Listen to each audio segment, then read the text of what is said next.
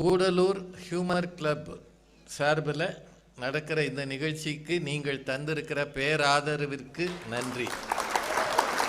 அதை நடத்துகிற தம்பி அருண்குமார் உள்ளிட்ட அவர் மிஸ்டர் மணிகண்டனா எல்லாருக்கும் என்னோட நன்றியும் பாராட்டுகளும்.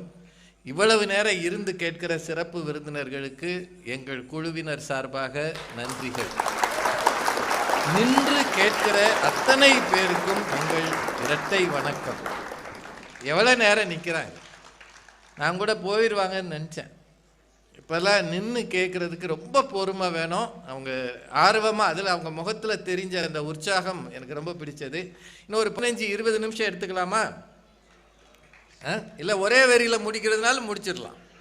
கொஞ்ச நேரம் பேசலான்னா பேசலாம். ஆண்களை பற்றி இந்த அணியில் கொஞ்சம் சாதாரணமாக பேசினாங்க.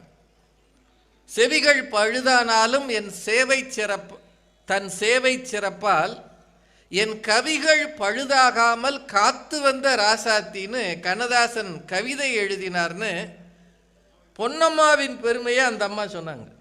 நீங்கள் நல்லா யோசிங்க, அதில் பொன்னம்மாவுக்கு பெருமையா கண்ணதாசனுக்கு பெருமையா? சொல்லுங்க. முத நாள் அந்த அம்மாவுக்கு ஒன்றுமே கேட்கல. காலையில் அவங்க அம்மா புத்திசாலித்தனமாக சொல்லுது, உனக்கு எப்படி பொண்ணு பார்த்துருக்கேன்னு தெரியுமா? ஏய், உனக்கு அறிவு இருக்கா? அவளை இங்கே உடனே என் தலையில் கட்டியிருக்கியா, இந்த பாரு, உடனே கூப்பிட்டு அனுப்பு அப்படின்னு அன்றைக்கு கண்ணதாசன் சொல்லி இருந்தால் இந்த கவிதை வந்திருக்காது.